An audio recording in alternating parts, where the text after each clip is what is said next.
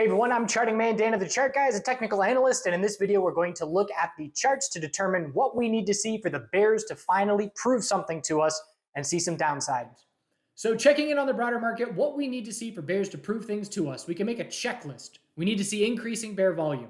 We need to see a loss of the higher lows. So what do we need by a loss of the higher lows? Well, QQQ low of the day has held every previous day for the last 4 days. So simple statement, if tomorrow does not break 317.64, the low of today, bears are not going anywhere. If that level does break, then we're looking down at 312.57 as the most important level. The bears did play defense today. 321.63 is the highest level that QQQ has hit in the last 8 months. And we double topped at that level, failing to break it by 21 cents. So we came right up to it and failed. Now, if the bears are going to prove anything to us, we've got to break that 312.57 support and lose the higher lows. There are different forms of higher lows. There's a higher low every single day, but there's also the bigger picture higher lows from these clear periods of consolidation, which we will call pivots. So it's possible that we remain within this tight range, and I talked about it yesterday. This is now 13 days within a less than 3% range. And this is your standard slow summer trading, and there is not a lot going on. We had some volatility this morning, but after that, very little trading opportunity. So we have to recognize when we are in tight constricting ranges, and again, you go back years and you're not going to find a period of 3 weeks now where we've been this tight. And we know to chill out with our trading and pump the brakes when we are tight and then wait for the volatility to spike when these tight ranges break. So if I'm cash and I'm a day trader, I want this pattern to get as tight as possible. I want to see a lower high and then a higher low, and then look for a break next week when we've got major tech earnings, Apple, Google, Microsoft, Amazon, etc. Right now we've got Netflix earnings reaction, and it started with a dump down to 300 and below. And how's that for a V-shaped bounce? So a very quick 12% bounce off the lows, and just like that, it's as if nothing happened. We're trading in Netflix's range from earlier in the day. So QQQ reacted after hours, dropped down to the low of the day, but right back where we closed pretty much. So uneventful Netflix earnings. Now we have Tesla tomorrow. Speaking of Tesla, it's going to give us a clear break of a tight range. Well, we're either going to see a bull reaction with 207.79, a key resistance level, or a bear reaction and 163.91 as a key support level. I have no idea which it's going to be. I don't kid myself and try and pretend that I have any kind of fundamental edge. Earnings are a coin flip, so I prefer to wait for the earnings reaction and then trade based off of them. So if it's a bearish reaction and there's a potential play off of 163.91 support, great, then I'll look for a long and put a stop under that level. If it's a bull reaction and we're testing 207.79 resistance, great, I'll look for a potential short if we're going to reject to remain within this tightening range. But nothing before earnings for me with regards to Tesla. And you can see we have been trading, we had a very wide range, a lot of volatility back last week. This was last Wednesday, and we've just traded within that range now for 4 days in a row. SPY. So SPY is stronger than QQQ. Why is that? Because other major sectors are stronger than QQQ. We've got the financial sector leading the way up over the last couple of weeks. And so SPY is doing the same thing in terms of a higher low every single day, 4 days in a row now. Simple statement, if 412.78, the low of today, does not break tomorrow, the bulls keep absolute complete control. Again, I keep getting messages, and I know on social media, a ton of people are bearish, and that's just fine. But we're in uptrends on the daily time frame, and the bears will not go anywhere as long as those uptrends remain. So losing those uptrends is the first indication of, okay, something is different. Something is different than the last 6 weeks of trading or 5 weeks of trading. Because over the last 5 weeks of trading, it's been nothing but higher lows every period of consolidation. And on SPY right now, we can pull back and still keep that the case. 407.44 is a key level for me. So anything above 407.44 would keep the daily uptrend intact. So again, if we want to see bears prove something to us, we've got to take out those levels. We had a weak bounce today after the initial drop on the morning. Bears tried to confirm an hourly downtrend, and they failed to do so because the financial sector was strong. XLF just hit the highest price that we've seen in the last month. And we knew that this was a key sector where if the bulls confirm this daily uptrend it will go from being our lead bear sector in the banking crisis into recovery mode, and it will be joining Team Bull. And that's exactly what's been happening over the last couple of weeks. And so the broader market bulls have more confidence if there's other sectors that are keeping things going up. And XLF is definitely fitting the bill for keeping the bulls more comfortable, finally finding that bottom and bouncing for weeks. So again, at this point, the burden of proof is still on the bears. Yes, we played defense. The bears played defense on QQQ at key daily resistance. Microsoft bears are playing defense. Look at this 292 level on Microsoft. Microsoft is a very key name in QQQ because of the size of its weight. It's one of the most three important tech names. Topped at 292, double topped last week, or that was 2 weeks ago. And look at the last 2 days, 291.60, 291.76. Clearly, we're still struggling at that level. Bears are playing defense. So bears are playing defense by rejecting from resistance, but they do not go on offense unless they take out support. And 281.64 is a key support level that has to be taken out if we're going to say, all right, bears are now going on offense. So just a reminder that while we do these broader market check-in videos on a daily basis, we've also got 8 years, thousands of videos on our YouTube channel organized by playlist going over different patterns, intro to technical analysis course, psychology, lifestyle, all that good stuff. So make sure and check out our playlist. And as always, thanks for the likes and subscribes. IWM also saw the bears play defense today. 179.78 is a key resistance level. If that level were to break, we would confirm a daily uptrend with a higher low and higher high. We topped out right at that level today. So just like QQQ, the bears played defense. I need to see the bears take out 175.34 support for me to say, okay, that's a convincing resistance rejection and a loss of short-term support. So this was, today we ended up flat. QQQ closed dead flat and SPY closed up less than 0.1%. So all in all, it was a very uneventful day as far as the daily charts are concerned. But again, we know that volume and volatility is going to pick up. It's just a question of when. Is it next week when we have all these major earnings? And that's probably going to be the case. Healthcare. So healthcare sector pulling back on the daily was trying to shape up a bull flag. Again, another sector where the bears played defense today. We rejected from the high of yesterday by 3 pennies. It's a double top with the high of yesterday. So then we pulled back and we're still in an uptrend as long as 132.46 holds. So if this pullback is going to be meaningful, we need to lose the daily higher lows. We're also in a stair-step pattern. Check our YouTube channel and Google TheChartGuys stair-step to see an in-depth video about what that means. But we have a higher low every single candle, 4 weeks in a row. This would be the 5th week. And that has to break if we're going to see a long-term tightening range in healthcare start to form. So burden still on bears, couple days of consolidation. But again, what we're seeing is rotation. Because while XLV is dropping for 3 days in a row, XLF is going up for 3 days in a row. 3 green days in a row, offsetting XLV's 3 red days in a row.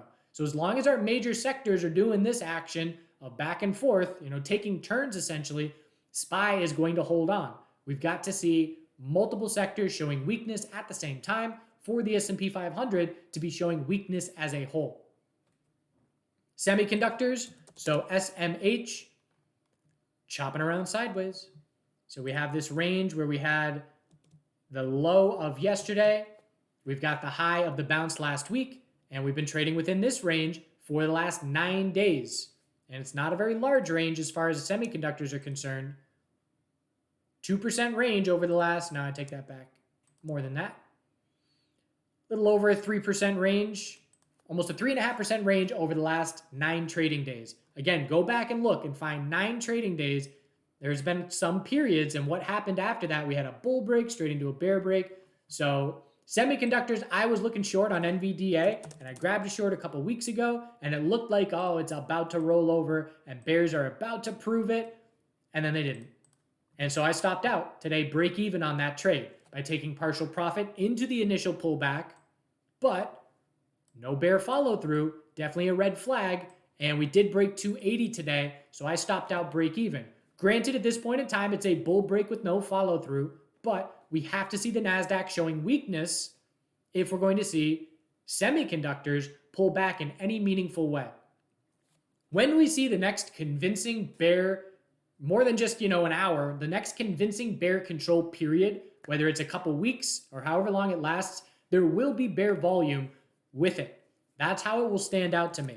If you look at SPY on the daily time frame, you can see that the last time we had weakness, look at this significant weakness where back in November, all bull grind up for weeks. And when we finally rolled over, look at this 4-day period. This orange line down here is your 20-day average volume. And all 4 days had higher than average volume on that drop. This big drop here, higher than average volume. These red days, lower than average volume. In fact, the volume is so low that it's causing the 20-day average volume to drop.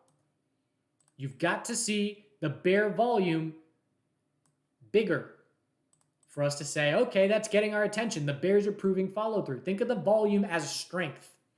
So if there's going to be strength behind a pullback, we've got to have higher than average volume. Biotech sector, gap up, small gap up open today into a pullback. And watching for the potential of a head and shoulders here on the hourly. This would be the left shoulder, the head, and then if we bounce and fail the recent high and then confirm the hourly downtrend, that would be a head and shoulders confirming. But XBI also has a lot of space to form a daily high or low as the result of next consolidation. And considering we've just gone up, and here's an example of what I mean where you have, a period of a lack of volatility where we had a 7% range for weeks, while the biotech sector was a weaker sector here. 7% range, and then you have a couple days where you've got that 7% range. So here's a 3-day, 8% range, and the amount of trading opportunity in that 3 days is, in my opinion, a lot more significant than in the prior 2.5 weeks of the same percentage range. A lot of choppy action back and forth, whereas this 3-day move had a lot of follow through. And it was in, the same direction. There was consolidation along the way. There was a big hourly pullback, but it did maintain the hourly higher lows. So XBI, we will be watching for first hourly oversold conditions. If we do see daily consolidation, bulls will be looking to buy first hourly oversold conditions, looking for the daily higher low to try and be set, but no daily consolidation just yet. The dollar is potentially shaping up another daily lower high. We're in a clear daily downtrend. The entire 5-week period here. Anything under 102.81 is just another lower high. And we formed an inside bar today. We've got a video all about inside bars on our YouTube channel. If this inside bar breaks bearish, the daily lower high is set at 102.23, and we're then looking back at the low of 178. Generally speaking, there's an inverse relationship between the dollar and metals, crypto, and the broader market. It varies in degrees of strength, but if you are a broader market bear, you really want to see the dollar confirm a daily uptrend and take out the lower high pattern that has been intact for 5 weeks. And if you're a broader market bull or a gold bull, you want to see the dollar set the daily lower high and see fresh lows. So that's just one piece of the puzzle, but it's worth keeping an eye on because it's a very clear trend. Gold, we were talking yesterday about the potential of a 12-hour head and shoulders that we need to be cautious of, and that is still in play.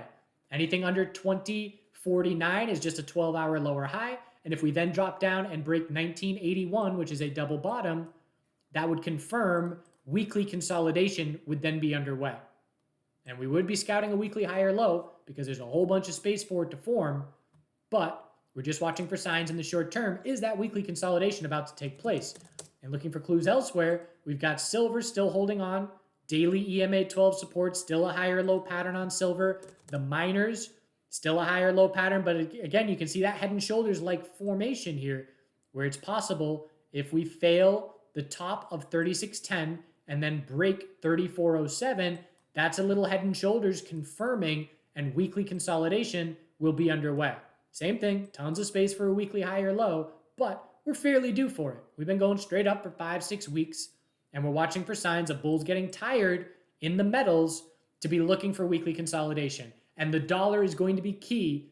If the dollar shows strength, it's going to increase our confidence that metals weekly consolidation is indeed coming. Oil, Daily support of 79.37 being tested and currently holding. It's a head and shoulders setup to be watching. If we hold this support level and bounce with the inventory report tomorrow, if we then fail 83.53, there's the potential of a head and shoulders. How do we trade head and shoulders patterns? An aggressive bear looks to short the bounce, puts a stop over the high, because if we break that high, then you're wrong. It's not a head and shoulders.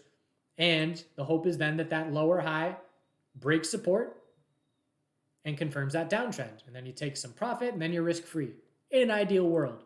I personally use head and shoulders a lot more on shorter term time frames. If we dump on all morning and then we're bouncing on the hourly, and I know an hourly lower high is the most likely scenario, I'm watching for 5-minute head and shoulders, 5-minute rising wedges, short-term bearish patterns to indicate that that longer-term lower high is being set. Natural gas, nice follow through for the bulls. We had this 4-hour resistance line that we were watching, and we have now broken convincingly above it. And so we have a new support level at 219.6 for the 4-hour higher low holding EMA 12. And we also now have a whole bunch of space for a daily higher low to be the result of next consolidation. We know natural gas loves to see moves hard and fast in one direction, where we just bounce and don't change the trend. And this was a 50% bounce with no trend change.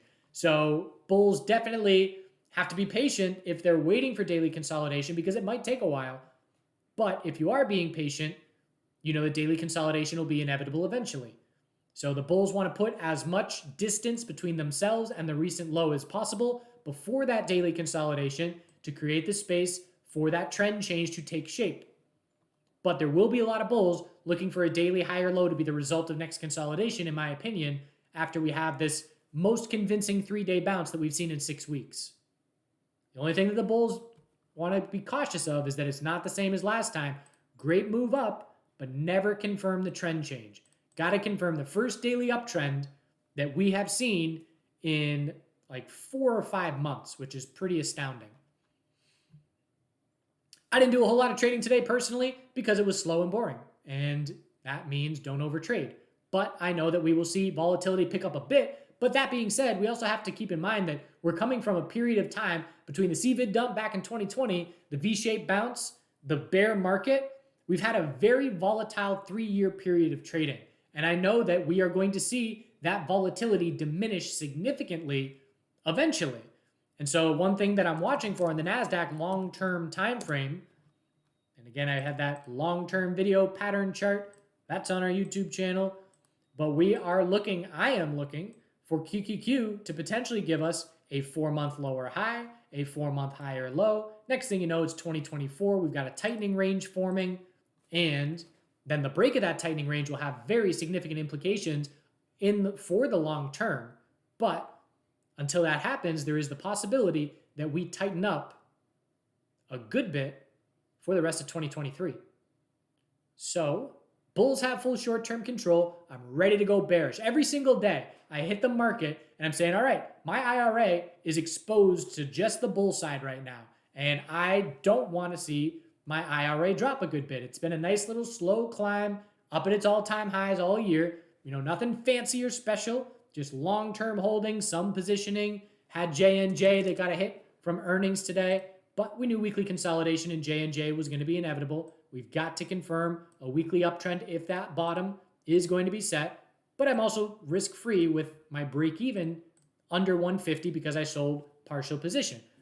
My point is, every day I'm looking for, give me signs to put hedges in my IRA. Give me signs that I need to be cautious as a bull. And I'm just not seeing them at this point.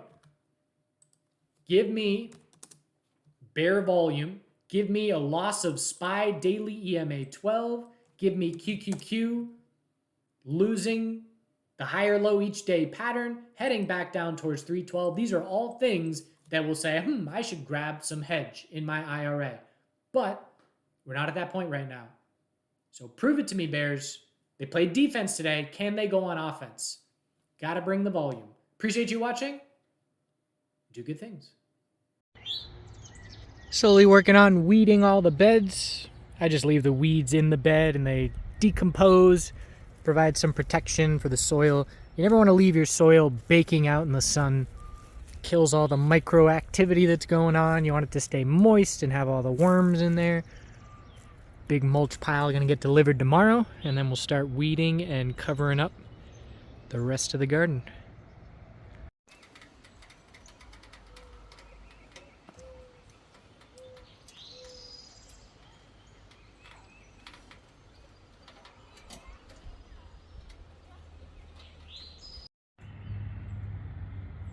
It's a whole lot of mulch.